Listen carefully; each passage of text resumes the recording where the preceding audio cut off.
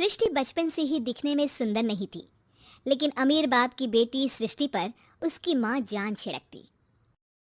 मेरी बेटी कितनी प्यारी है, भगवान सबको सृष्टि जैसी बेटी दे।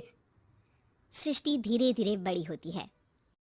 एक दिन सृष्टि की सहेली कहती है, तू दिखने में कितनी अजीब सी है, लेकिन मैं जानती हूँ हम सब में सबसे अच्छी शादी तो तेरी ही होगी। तेरे पापा अमीर जो है। अरे बता नहीं सकते यार, दहेज तो हर कोई देता है, ये क्या ज्यादा ले जाएगी अपने पति के लिए?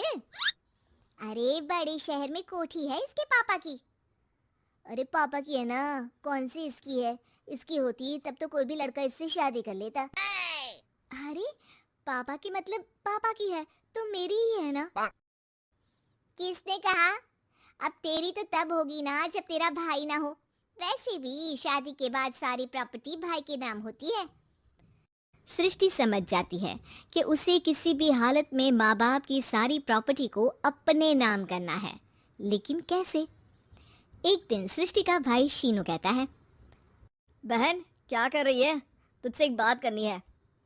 अरे हाँ हाँ करना, मैं तो तेरी बहन हूँ। बहन मेरी लाइफ में ना एक लड़की है, बहुत अच्छी है। मैं सोच रहा हूँ माँ और पापा से बात करूँ शादी के लिए। सृष्टि को समझ में आ जाता है कि भाई की शादी होते ही भाभी उसे एक दिन भी घर में बर्दाश्त नहीं करेगी।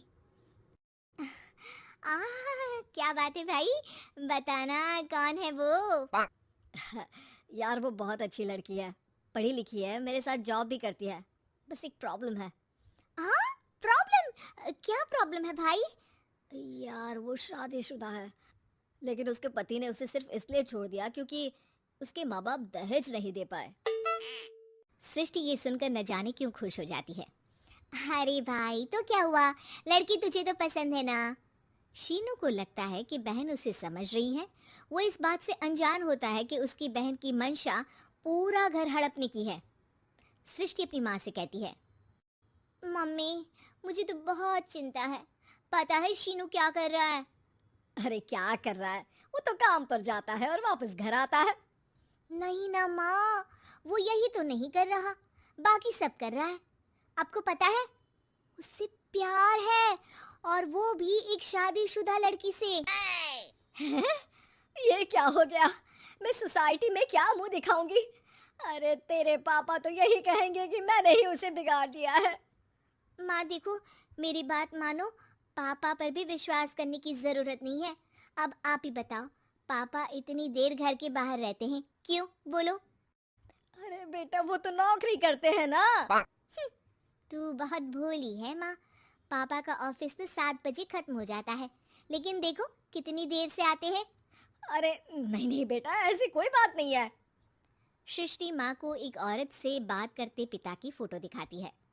देखो माँ, कैसे हैं पापा? मैं ना कहती थी कि पापा सही नहीं है। मैं तेरे पापा से बात करूंगी, दे फोटो मुझे। ओ माँ, वो तो डिलीट हो गई। लेकिन चल, तूने तो देख लिया ना, पापा से बाद में बात कर लेना, और हाँ मेरा नाम बिल्कुल मत लेना। हाँ माँ। अब क्या था, सृष्टि के माँ और पिता के बीच झगड़ा होना शुरू हो जाता है। सृष्टि के मन में क्या चल रहा था कोई नहीं जानता था। एक दिन, माँ सृष्टि के लिए एक लड़का देखा है, वो लोग शाम को उसे देखने आने वाले हैं। और हाँ माँ, एक खुशखबरी, मैं और पापा मिलकर एक नया बिजनेस ट्राई कर रहे हैं। शाम को लड़का आता है, सांवले रंग का। सृष्टि को तो बिल्कुल भी पसंद नहीं आता। लड़की की माँ कहती है, लड़की का चेहरा तो कोई खास नहीं, लेकिन अगर मेरे बेटे को आप लोग सेटल कर दें तो मैं उसकी शादी आपकी बेटी से करवा दूं। सृष्टि को लड़का बिल्कुल पसंद नहीं था, उसे भाई पर गुस्सा आ जाता है।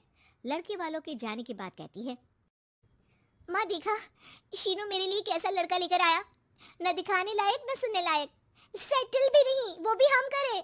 अरे माँ मैं जानती हूँ ये मेरी शादी किसी भी घर में क्यों करवाना चाहता है। अरे कैसी बात कर रही है बहन, तूने तो देखा ना, लड़के को मैंने ही मना कर दिया तुझसे शादी के लिए। जिसने लड़का बताया था उसने उसकी बहुत तारीफ की थी। बात आई गई हो जाती है, लेकिन सृष्टि का मन शांत नहीं होता। क्या करूं कुछ समझ में नहीं आ रहा। मेरी शादी हो गई तो ये लोग पूरी प्रॉपर्टी शीनू के नाम कर देंगे, मेरे हाथ तो कुछ लगेगा ही नहीं। तभी सृष्टि को आइडिया आता है। वो किसी वकील को फ़ोन करती है।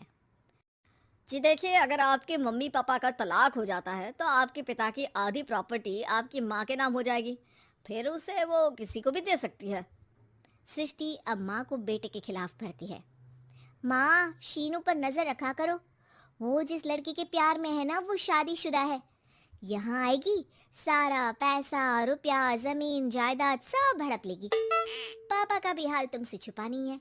ऐसा ना हो कि मैं और आप एक दिन सड़क पर भीख मांगे। हे भगवान, मैं तो जीते जी मर जाऊंगी अगर ऐसा हो गया तो। ऐसा हो गया नहीं माँ, ऐसा ही होगा। अभी समय है, आगे का सोच लो। मैं तो कहती हूँ पापा से आधी प्रॉपर्टी लेकर अलग हो जाओ। पापा की आधी प्रॉपर्टी भी हम लोगों को अगर मिल जाती है ना, तो अगले 7 जन्म सफल समझो। बेचारी माँ बेटी के कहने पर पति से तलाक लेकर अलग हो जाती है। सृष्टि अब पैसों से गाड़ी और अपने दूसरे महंगे शौक पूरे करने लगी। उसके दोस्त भी उसके पैसे इस्तेमाल करते। सृष्टि, कल तुम कहाँ थी? मैं सारा दिन घर पर अकेली थी। तो मैं क्या करूं? मैंने ठेका तो नहीं लिया है ना तुम्हें संभालने का। माँ को सृष्टि से ये उम्मीद नहीं थी। वो बैठकर रोने लगती है। वहीं उसका पति यानी कि सृष्टि के पिता आ जाते हैं। मैं जानता था कि तुम्हारा यही हाल होगा, तो आपने मुझे रोका क्यों नहीं? मैं रोकता तो तुम रुकती क्या? सृष्टि के कहने पर तुमने मुझ पर अपने बेटे पर शक किया, लेकिन तुम ये भूल गई कि कैसे हम दोनों ने मिलकर जीवन में इतना सब खड़ा किया। माँ पति के गले लग जाती है। मुझे माफ कर दीजिए, मैंने आपकी कमाई का एक बड़ा हिस्सा गवा दिया। कोई बात नहीं, तुम साथ हो तो मैं ऐसी 7 प्रॉपर्टी खड़ी कर दूंगा। तभी वहां सृष्टि आ जाती है रोते हुए। माँ, मयंक ने मुझे छोड़ दिया। वो बोल रहा था जब तक मेरे पास पैसे थे तब तक ही वो मेरे साथ था।